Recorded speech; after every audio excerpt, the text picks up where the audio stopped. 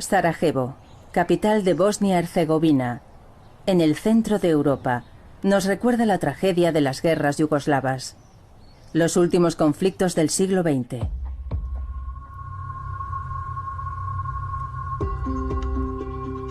Sarajevo sufrió durante más de 3 años el asedio de las fuerzas nacionalistas serbias, determinadas a destruir lo que había sido un ejemplo de convivencia entre serbios, ortodoxos, croatas, católicos y bosnios, musulmanes.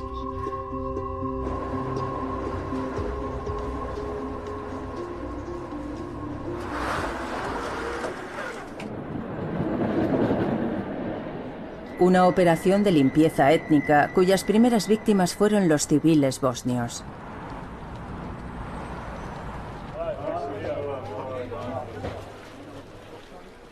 Eslavos como los demás, pero descendientes de quienes se convirtieron al Islam en tiempos de la conquista de los Balcanes por parte de los otomanos en el siglo XIV.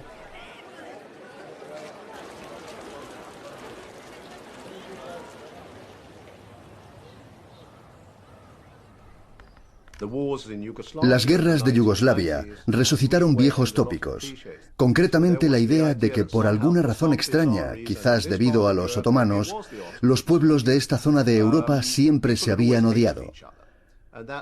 Y por esa razón estalló el conflicto en 1991 y 1992. Pero la historia de Europa Oriental nos revela que no es así. No se trata de una historia de tensiones étnicas, sino de una historia de coexistencia compleja entre diferentes pueblos y confesiones religiosas. El objetivo de los historiadores en los años 90 era combatir ese tópico teniendo mucho cuidado para no crear otro, el de un imperio otomano idílico y apacible en el que judíos, cristianos y musulmanes se amaban los unos a los otros. A juzgar por la violencia y el caos que le siguieron, la época otomana puede parecer una edad de oro. Pero en realidad el orden social que reinaba en ese imperio no era igualitario.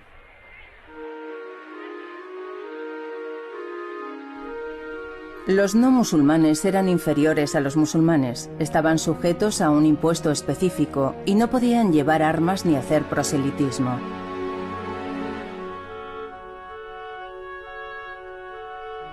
Cristianos ortodoxos, católicos armenios y judíos se organizaban en el millet, término otomano que designaba a las comunidades confesionales. Cada millet estaba administrado por su clero, responsable tanto de los asuntos religiosos como civiles. A través de todo el imperio, de los Balcanes a Anatolia, de Mesopotamia a Tierra Santa, el sistema de los millets permitió que cristianos, judíos y musulmanes conviviesen codo con codo, juntos pero no revueltos. Un orden imperfecto pero fluido que garantizó durante más de 4 siglos la estabilidad del imperio. Un orden aceptado mientras los pueblos sometidos no reivindicaran más identidad que su religión. En cuanto apareció la política, el sistema se desmoronó. Es lo que sucedió en el siglo XIX y fue el gran desafío del Imperio Otomano. ¿Cómo adaptar un sistema de gobierno que funcionaba en un mundo prepolítico a un mundo político? El nuevo mundo político que iba a desafiar al imperio nació de los ideales de la Revolución Francesa, de las nuevas aspiraciones del pueblo a la libertad y a la emancipación, algo irreconciliable con la idea misma de imperio. Los griegos fueron los primeros en cuestionar el yugo otomano. En 1821 estalló una revuelta. Muy pronto se convirtió en una auténtica guerra de independencia. El sentimiento de una identidad griega existía mucho antes de que comenzara el siglo XIX. Se fundamentaba en la herencia de la Grecia antigua y sobre todo en la religión cristiana ortodoxa.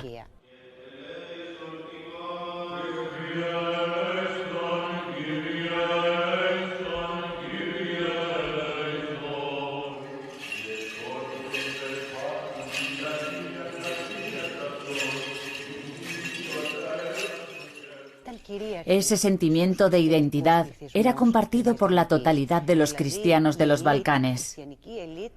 La élite cristiana era griega. Hasta finales del siglo XIX, todos los cristianos de los Balcanes, independientemente de su lengua, tenían el mismo jefe espiritual, el patriarca griego ortodoxo de Constantinopla. De modo que, ya fuera por la religión, por la lengua o por la educación, puede decirse que la identidad griega fue dominante durante mucho tiempo entre las poblaciones cristianas del Imperio Otomano. Con la Revolución griega, los cristianos ortodoxos del imperio surgieron como un pueblo con una lengua y una historia, una nación griega que aspiraba a ser un estado independiente. Un ejemplo para las otras minorías del imperio para destruirlo desde dentro. Los enemigos lo comprendieron. Con la excusa de proteger al pueblo cristiano oprimido por el imperio musulmán, Francia, Gran Bretaña y Rusia apoyaron a los independentistas griegos. Todos querían los territorios otomanos, tanto en Europa como en Oriente. Grecia, en el centro del Mediterráneo, ocupaba una posición estratégica, especialmente para Rusia, que ambicionaba controlar los estrechos del Mediterráneo.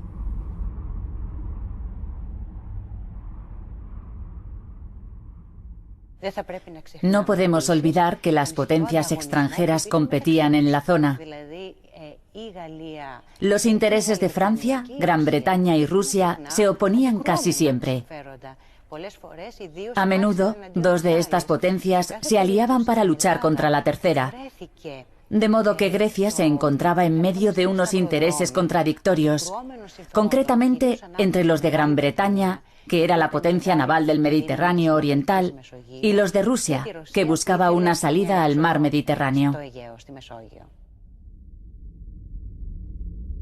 En 1829, Francia, Gran Bretaña y Rusia negociaron en Londres la independencia de Grecia.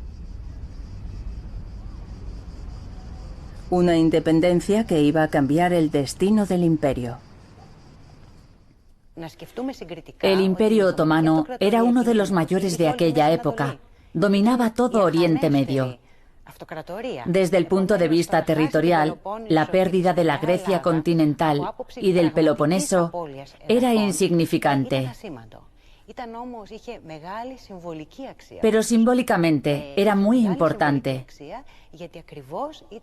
Supuso el inicio de las insurrecciones que marcaron todo el siglo XIX e hicieron que el Imperio Otomano perdiera los Balcanes.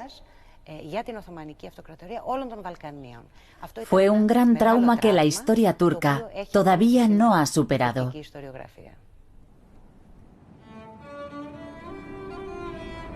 El efecto fue inmediato. Con el respaldo de Rusia, los eslavos de Serbia y Rumanía se sublevaron y consiguieron la autonomía. Seguían siendo vasallos del imperio, pero daban un gran paso hacia la independencia. ¿Cómo detener la ola? A partir de 1839, el sultán Abdülmecid inició una serie de reformas sin precedentes en el imperio. Las Tanzimat. Prometió libertad y seguridad a todos los individuos otomanos, la igualdad de todos, musulmanes y no musulmanes, ante la ley y ante los impuestos.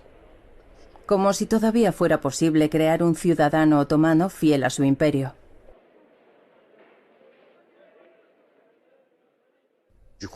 Creo que los burócratas del imperio no controlaron en absoluto la intensidad de la emancipación de las comunidades.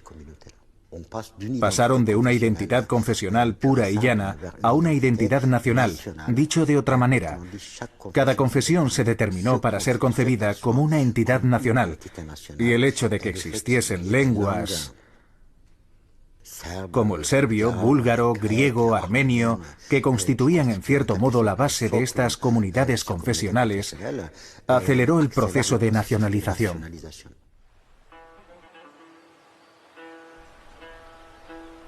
Poco a poco, los millets otomanos se fueron transformando en naciones. unas naciones asentadas en la identidad religiosa, así como en la lengua.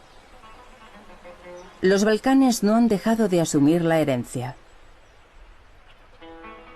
Así fue como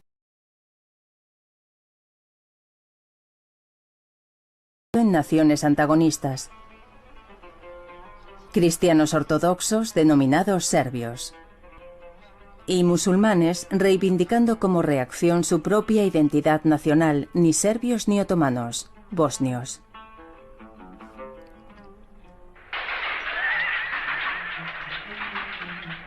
En 1875, en la provincia, estalló una revuelta de campesinos serbios que acentuó la ruptura entre los pueblos. En Bosnia, los terratenientes eran en su mayoría musulmanes y los campesinos cristianos ortodoxos. De modo que una revuelta campesina podía entenderse como una revuelta de clases y a la vez como una revuelta étnica. Un historiador nacionalista dirá que los acontecimientos de 1875 en Bosnia fueron una revuelta nacionalista. Pero según las fuentes de la época, realmente fueron ambas circunstancias.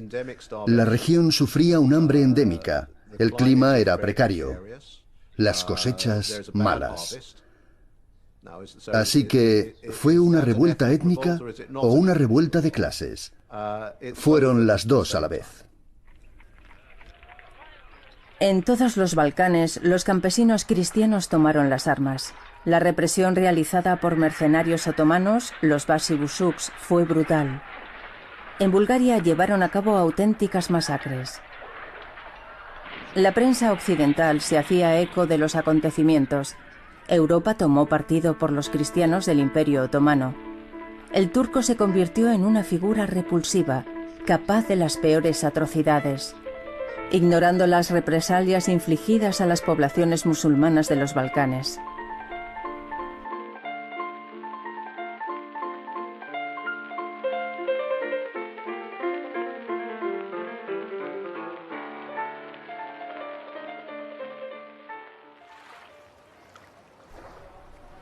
...1876 fue el año de todos los peligros. La revuelta de Bosnia se convirtió en la crisis de Oriente.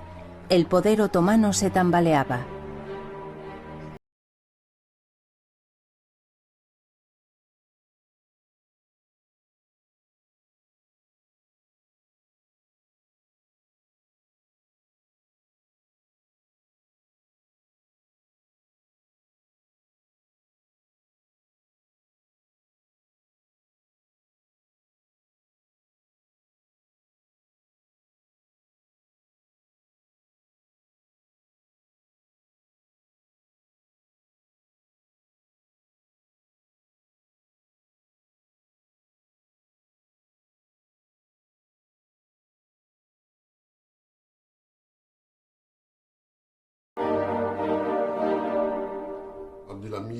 Abdulhamid era la última esperanza e intentó jugar sus bazas en un momento en el que el imperio empezaba a fragmentarse bajo el efecto de los nacionalismos internos, concretamente en los Balcanes, y de la presión de las grandes potencias. Pensaban que iba a ser un liberal que daría al imperio una constitución, un sueño que los liberales otomanos tenían desde hacía algunos años. Creían que así se resolverían todos los problemas del imperio, que sería una especie de panacea que impediría la intervención de las grandes potencias. Abdulhamid cumplió el sueño de los liberales. Hubo una constitución, elecciones, un parlamento y se confirmó la igualdad entre todos los individuos, musulmanes y no musulmanes.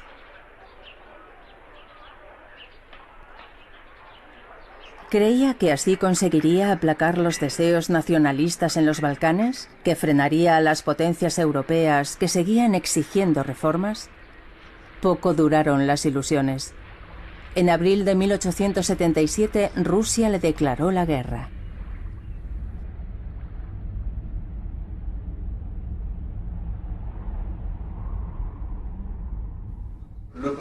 El gran problema del Imperio Otomano era Rusia. Rusia quería destruir ese imperio porque se consideraba la protectora de los eslavos, concretamente de los Balcanes. En aquella época existía un movimiento paneslavo considerable que influyó mucho en los dirigentes rusos. Alguien como Dostoyevski solo soñaba con la toma de Constantinopla, con verla convertida en Zarigrado, la ciudad de los zares. Así es como la denominaban en Rusia en aquella época. Se trataba de asuntos realmente importantes: la cristiandad contra el islam, el paneslavismo contra el Imperio Otomano. Había muchas cosas en juego.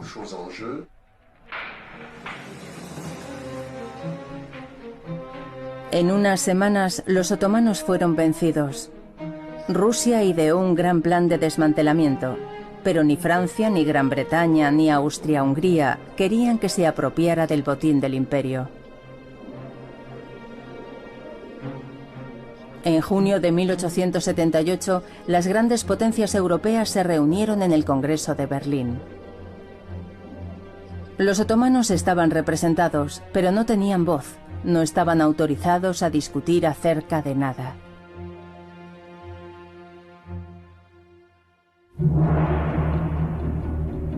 Había llegado el momento del gran reparto. Rusia, victoriosa, toma los territorios del Cáucaso. Consiguió que se crease un nuevo estado cristiano, Bulgaria. Oficialmente vasallo del Imperio Otomano, pero en realidad bajo tutela rusa. Rumanía, Montenegro y Serbia ganaron definitivamente su independencia. En cuanto a Bosnia-Herzegovina, fue ocupada por Austria-Hungría, contrarrestando así la influencia rusa en los Balcanes. En total, el imperio de Abdulhamid perdió más de 200.000 kilómetros cuadrados en Europa. La auténtica historia de esta época no solo es la historia de la pérdida de los territorios otomanos, es también la historia de la pérdida de su hogar para los musulmanes otomanos y el desplazamiento de millones de personas. Un desplazamiento muy violento. En esta época se comenzó a identificar a los refugiados como un problema internacional. La crisis de 1876-1878, así como la expansión del Imperio ruso en torno al Mar Negro, que provocó la aparición de cientos de miles de refugiados musulmanes, marcaron realmente el principio de la era moderna del refugiado.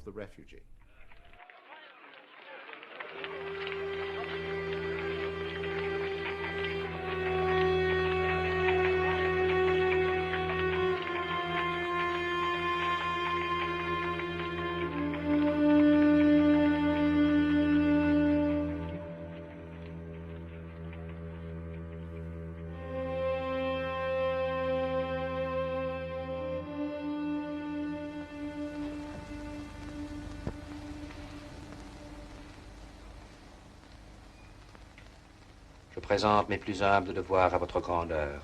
Que pense-t-on de la Turquie dans les contrées d'où tu viens? Que c'est un pays en retard de 2 ou 3 siècles où règne la corruption la plus éhontée. Je voudrais vous aider à faire de votre merveilleux empire un pays propre. Et il me semble que nous pourrions commencer par introduire ici l'instruction publique, l'hygiène et l'électricité dont bénéficient les peuples que je viens d'étudier. Nous allons essayer. Tras la guerra, tras la humillación de Berlín, Abdulhamid cerró el paréntesis liberal. Suspendió la Constitución de 1876 y a partir de ese momento reinó solo, como un déspota. Pero un déspota iluminado que no renunciaba a salvar el imperio. Él quería textualmente añadir a la civilización de Oriente lo bueno de la cultura de Occidente. Bajo su reinado se modernizaron el ejército, la administración, la justicia, el comercio y las infraestructuras. La educación era una prioridad. En todo el imperio se crearon academias militares, de medicina o de derecho.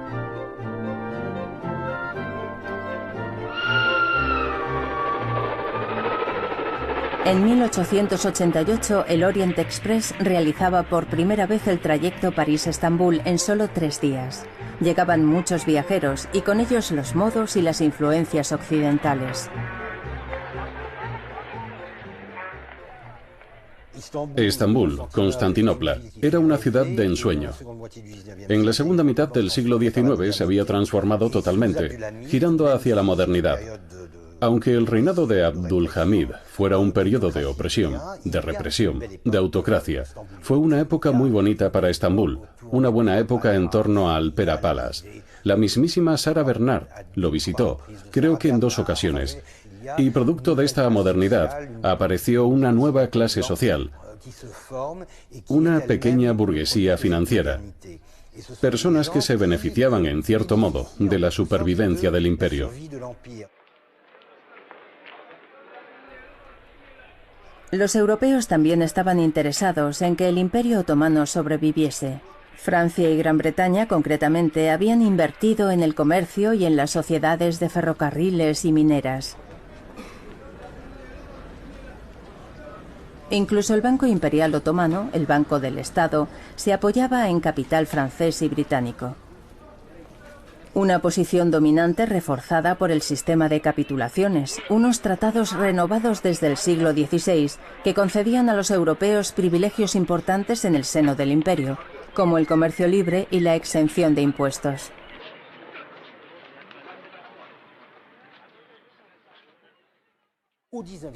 A partir del siglo XIX, las capitulaciones se concedían a todas las naciones occidentales. Eran una garantía de inviolabilidad, una especie de salvoconducto total. Básicamente proporcionaban a todo extranjero que estuviese bajo su protección el derecho a hacer lo que quisiera sin que las autoridades otomanas le molestaran. La inviolabilidad, la extraterritorialidad, era un privilegio casi colonial.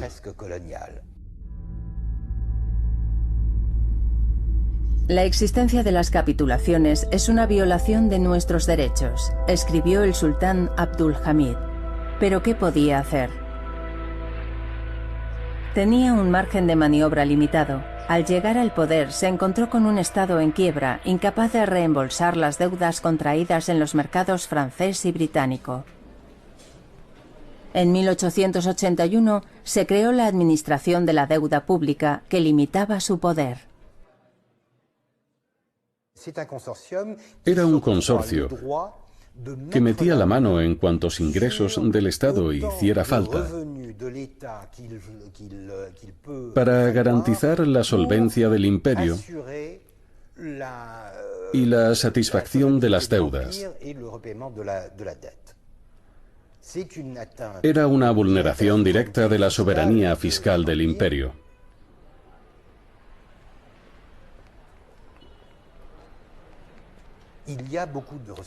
Había mucho resentimiento, mucha amargura, porque se estaban metiendo en un programa de modernización, y esa modernización, en el sentido de occidentalización, llevaba implícita la idea de que Oriente era incapaz de transformarse por sí mismo, sin ningún estímulo externo, produciendo una especie de complejo de inferioridad que todavía puede apreciarse en Turquía, una extraña mezcla de amor y odio hacia Occidente. Lo amamos, queremos imitarlo, ser como él, y al mismo tiempo sentimos rencor por haber dominado, por haber anulado nuestro propio modelo.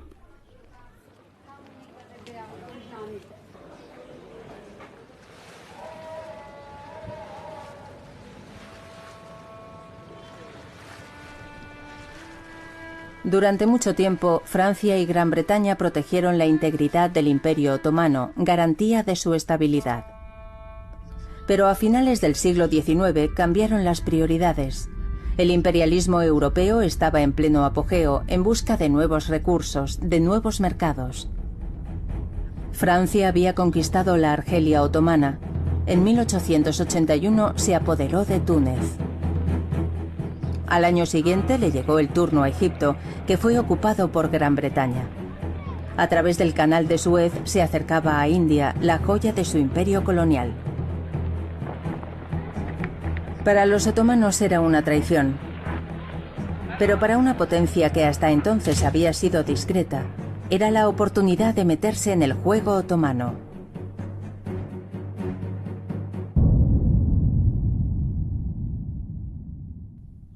Alemania se convirtió en una gran potencia económica. Compitió con Gran Bretaña y al final la superó, hasta poderse medir con Estados Unidos. Eso es muy importante. Alemania se situaba a partir de entonces entre las 3 primeras potencias comerciales del mundo en un contexto de globalización de los intercambios sin precedentes. La intervención de Alemania en Oriente y concretamente en el Imperio Otomano debe entenderse en este contexto. En 1889, el Kaiser Guillermo II realizó una visita oficial a Estambul. Abdulhamid lo recibió con boato.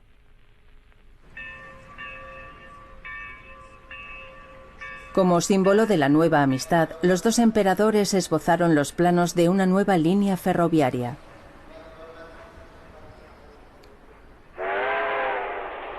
Se extendería desde Berlín hasta Bagdad, pasando por Mesopotamia, hacia el Golfo Pérsico y sus campos de petróleo. A las puertas del territorio protegido por Gran Bretaña. Más tarde, aprovechando un viaje por Tierra Santa, Guillermo II se apuntó un tanto en Damasco, al proclamarse oficialmente amigo y protector de los pueblos musulmanes. Esto significó 2 cosas. En primer lugar, la declaración alegró a los otomanos. Era la prueba de que el Kaiser no quería la desintegración del hombre enfermo, sino todo lo contrario, se comprometía a mantener su unidad. Fue recibido calurosamente, como un aliado europeo, que se diferenciaba de las otras grandes potencias por pretender estabilizar al imperio. Pero esta declaración también era una toma de posición con respecto a las potencias tradicionales presentes en la región, británicas, francesas y rusas. Anunciaba claramente el compromiso político del Kaiser en la zona. Los alemanes supieron sacar partido al hecho de ser una nación nueva, una nación y un imperio que hasta entonces no había traicionado los intereses otomanos. No había participado en la explotación de los recursos. No había estado presente en el gran juego de Oriente. Y se pronunciaba a favor de lo que los demás siempre olvidaban, los musulmanes.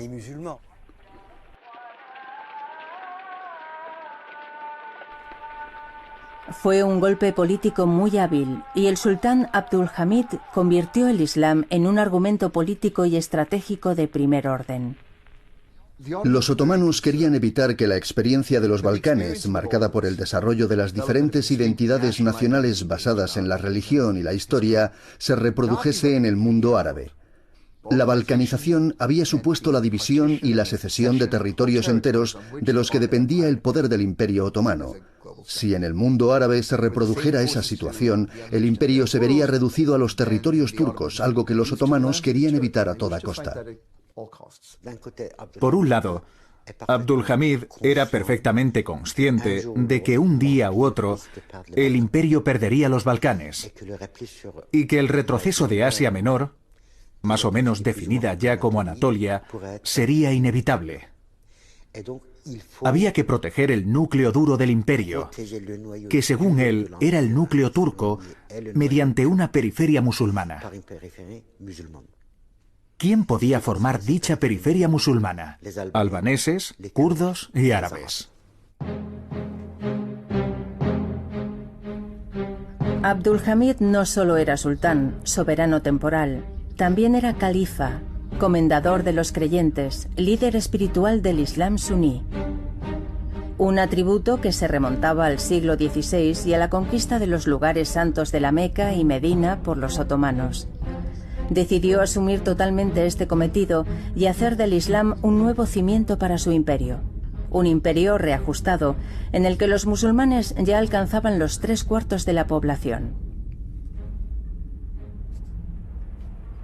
En 1900, para su aniversario, Abdulhamid inauguró una nueva línea de ferrocarril, la línea sagrada del Hiyaz, que unía a Estambul con la Meca y que recordaba que los otomanos eran los guardianes del peregrinaje y que llegaban más allá de las fronteras del imperio.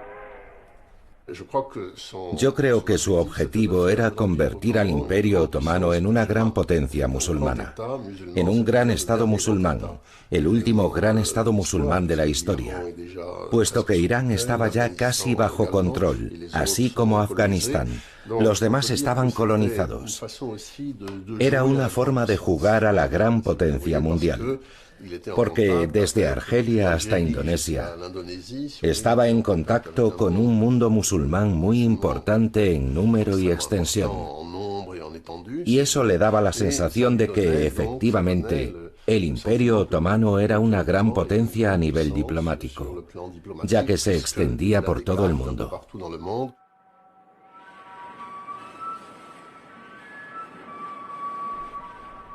La política del califato se desarrollaba sobre todo desde el interior del Imperio Otomano.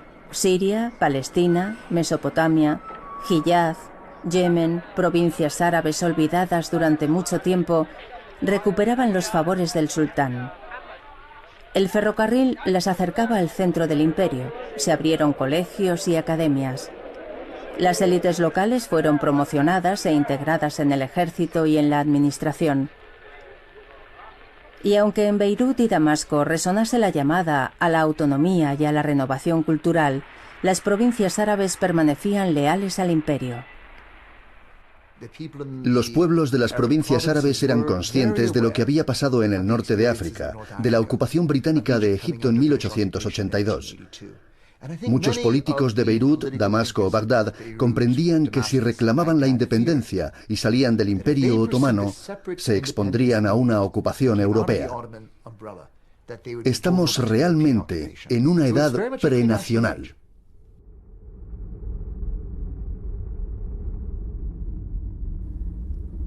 El orden otomano se mantenía en las provincias árabes, alimentando la ilusión de un imperio estable, coherente en sus nuevas fronteras. ¿Pero a qué precio? En Anatolia Oriental, una minoría cristiana empezó a interesarse por la independencia: los armenios. Repartidos entre los imperios otomano, ruso y persa, reivindicaban una religión, una lengua y una historia antiguas. Una amenaza para los otomanos en el corazón de lo que consideraban como el núcleo duro de su imperio, anatolio, turco, musulmán. En 1894 estalló una revuelta en Sasún. Como represalia, algunas poblaciones armenias fueron masacradas. Era un preludio del genocidio de 1915.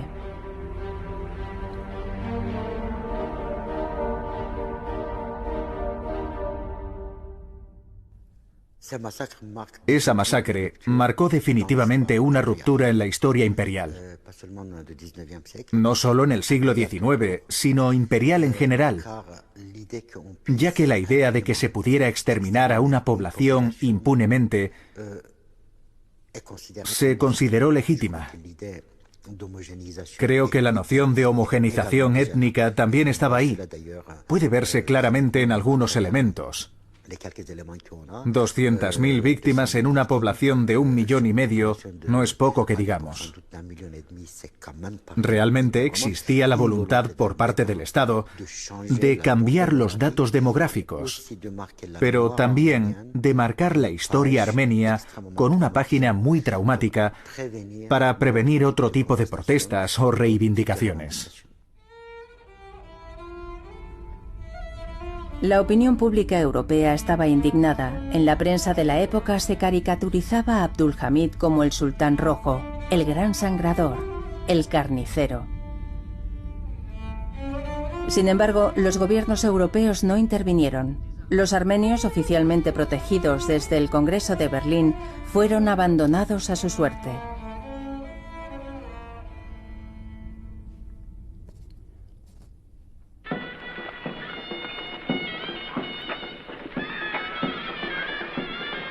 El imperio se centró en Anatolia, Asia Menor. Pero en los Balcanes se preparaba su caída.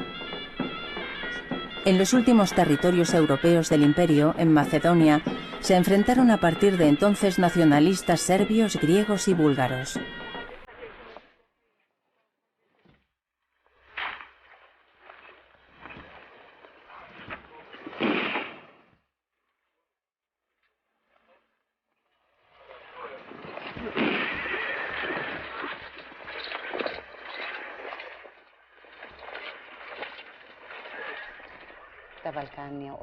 El nacionalismo griego era expansionista y, por supuesto, ambicionaba Macedonia. Hacía referencia continuamente a la Macedonia de la antigüedad, al rey Filipo y a Alejandro Magno, que estaban omnipresentes en el movimiento nacionalista griego desde el principio.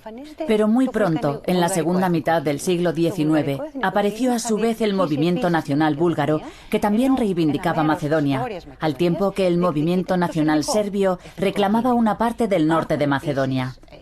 También había movimientos locales. Todos actuaban como si no existiera el Imperio Otomano. Los diferentes nacionalismos cristianos se enfrentaban violentamente entre ellos, curiosamente con mucha más violencia que cuando luchaban contra el Imperio Otomano, que a pesar de todo seguía representando al Estado en esa zona. Fue un proceso. No es que de repente descubriesen que se sentían griegos, búlgaros o turcos. Se trataba de demostrar que los cristianos ortodoxos de Macedonia eran todos griegos o búlgaros. Un combate que duró décadas. Un combate que se llevaba a cabo en las escuelas, en las iglesias y en la prensa.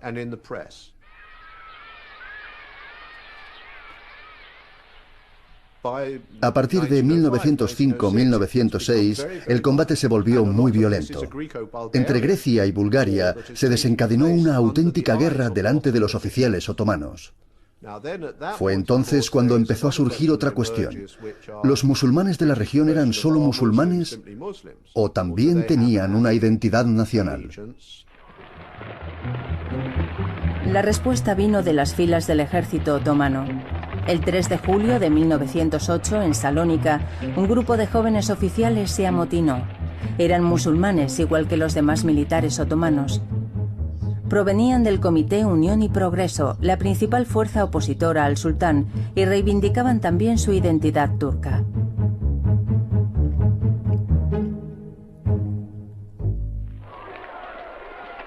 Las sucesivas derrotas y retiradas del imperio les habían humillado. Querían acabar con el régimen autoritario de Abdülhamid y salvar al imperio. Les llamaban los jóvenes turcos. En 3 semanas pusieron los Balcanes al rojo vivo. Eran una amenaza para el poder.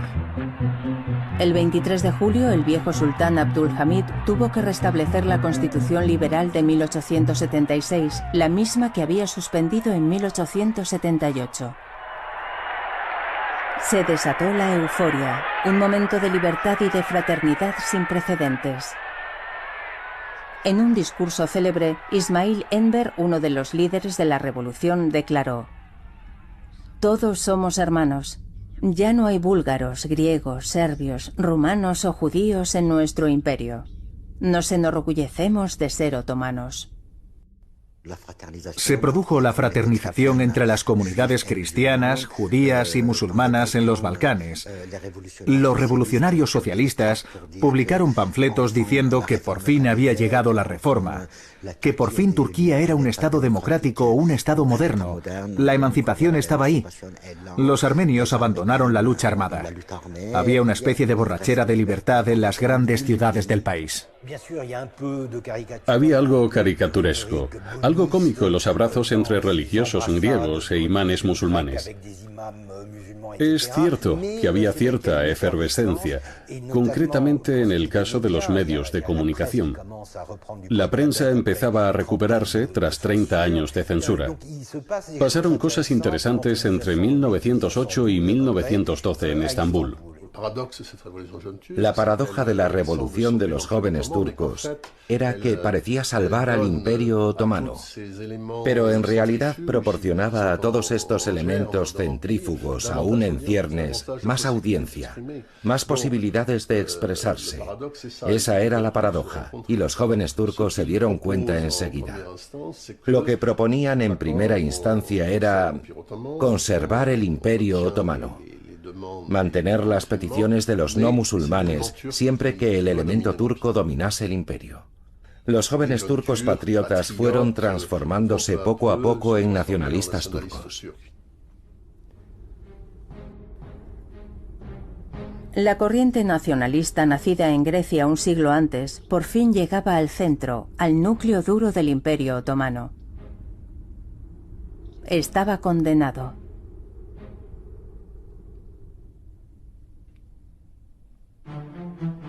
En el caos que siguió a la revolución, Bulgaria, con el respaldo de Rusia, proclamó su independencia. Austria-Hungría se anexionó Bosnia-Herzegovina. Los otomanos estaban desarmados. En Estambul se estaba tramando la contrarrevolución. Los jóvenes turcos acusaron al sultán de respaldarla. El 27 de abril de 1909, Abdülhamid fue destituido y se exilió en Tesalónica.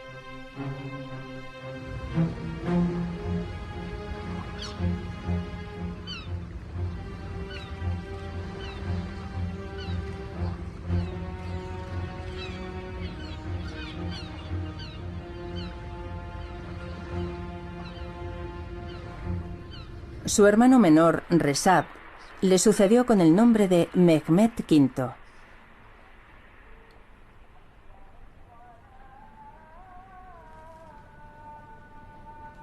Fue proclamado en la mezquita de Eyüp. Aunque los fastos se mantuvieron, el nuevo sultán no sería más que un figurante. El gobierno estaba en manos de los revolucionarios.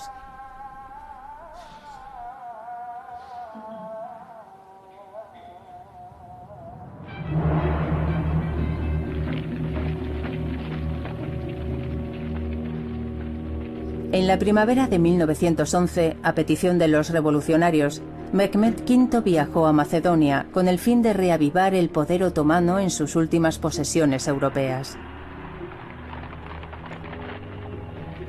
Fue aclamado de Salónica a Kosovo. Los dignatarios religiosos desfilaron al lado de colegiales. Ilusión de unidad, porque nadie ignoraba que toda la zona se les estaba escapando a los otomanos.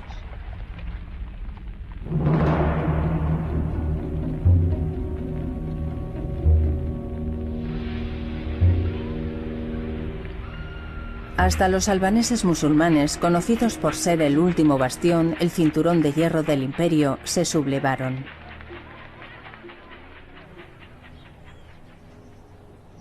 En medio de serbios, griegos y búlgaros, los albaneses reivindicaron su identidad nacional, apoyándose en su lengua, su cultura y su fe. Musulmanes sin ser otomanos.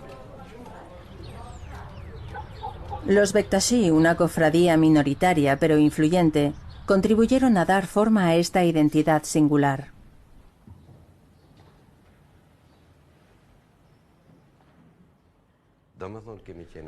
Nosotros reivindicábamos un Estado, pedíamos la independencia. No considerábamos que el sultán fuera nuestro padre. El Estado otomano perseguía a todo el que quisiera crear un Estado albanés. No podían actuar de día, por eso fueron acogidos en nuestros templos. Algunos dicen hoy que estábamos sometidos a los turcos, pero no es así. Es cierto que compartíamos la misma fe musulmana, pero políticamente estábamos entregados a Albania y a ninguna otra patria. Esa era la postura de los Bektashis.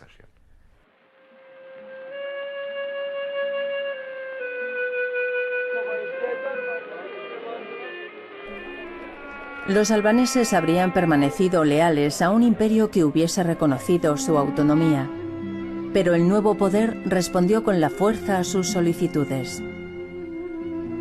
En Kosovo, los insurrectos albaneses pasaron a la clandestinidad. La ruptura se había consumado.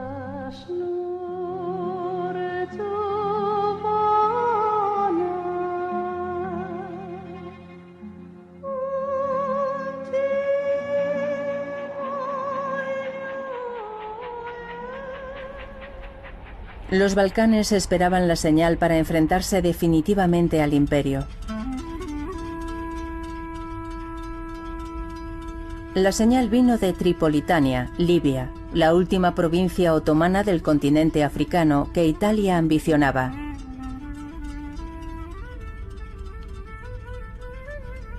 En septiembre de 1911, Roma pasó a la ofensiva. El ejército otomano resistía, pero no pudo impedir el avance italiano.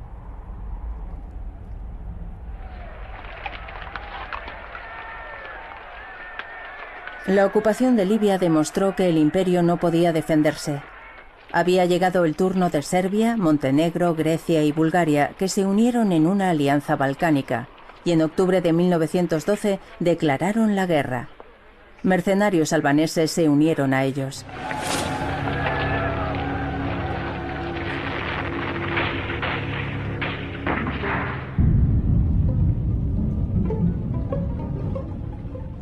El ejército otomano, muy debilitado tras lo ocurrido en Libia, fue aplastado.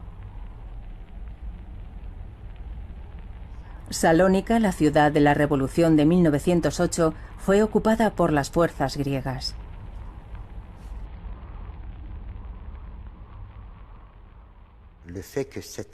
El ejército otomano no se resistió, y el hecho de que la ciudad cayera sin oponer resistencia fue considerado como una humillación. Que a esta caída le siguiera la de Edirne, a 2 pasos de Estambul, supuso una doble humillación.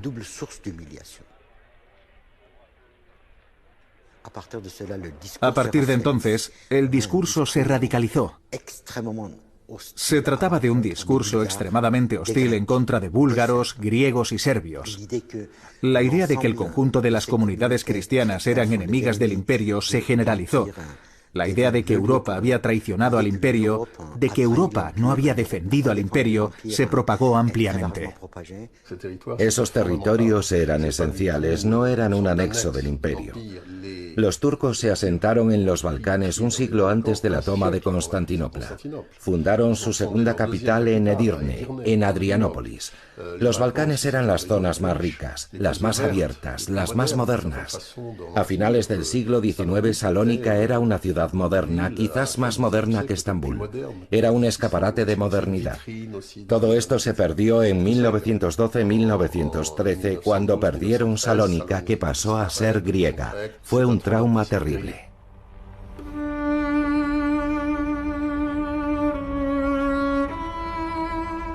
Las naciones de los Balcanes vencieron al imperio. Se tomaron la revancha de 4 siglos de ocupación.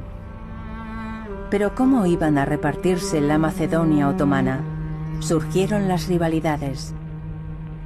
Las ambiciones de Bulgaria se oponían a las de Grecia y Serbia, y todas se enfrentaban a las de los albaneses. Se reanudó la guerra, enfrentando a los antiguos aliados. Ya no era una guerra de liberación de unos pueblos contra un mismo opresor, sino una guerra de naciones. Naciones dispuestas a eliminar al otro para existir, eliminar a quien hablase otra lengua o reivindicase otra fe. Ciudades enteras fueron masacradas, expulsiones, violaciones, conversiones forzadas. Se hizo de todo para limpiar los territorios. Más de 400.000 personas fueron obligadas a desplazarse, musulmanes en su gran mayoría.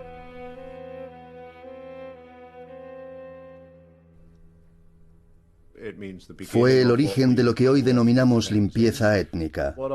Lo que se produjo en los años 90 es un ejemplo de una práctica que empezó a finales del siglo XIX y explotó a principios del siglo XX, como unos estados débiles recurren a la violencia contra poblaciones étnicas a través de sus propios ejércitos o a través de paramilitares con quienes tienen una relación cercana pero indirecta. Dichas unidades paramilitares ejercen por cuenta de estos estados una violencia política, con el objetivo de cambiar la situación sobre el terreno. Esta colusión con fines nacionalistas entre un Estado y grupos paramilitares se remonta a las guerras balcánicas.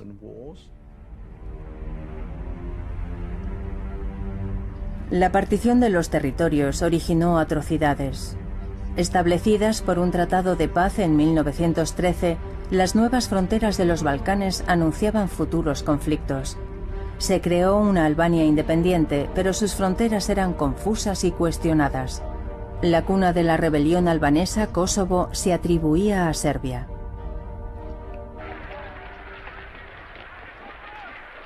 Una victoria altamente simbólica que borraba la humillación que suponía para los serbios la batalla de Kosovo-Polje, la batalla del campo de los Mirlos que ganaron los otomanos en 1389, el símbolo de su dominación de los Balcanes.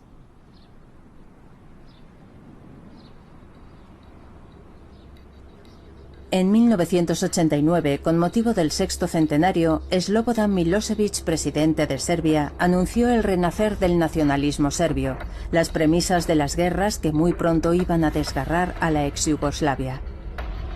La última tuvo lugar en 1998, en Kosovo.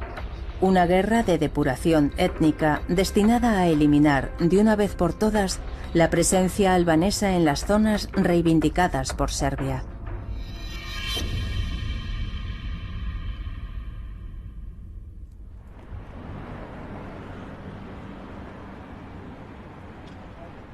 En 2003 se creó Kosovo, el último estado creado en Europa.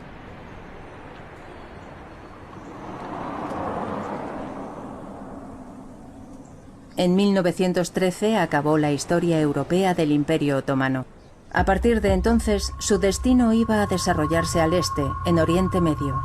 La gran guerra que se preparaba iba a precipitarlo.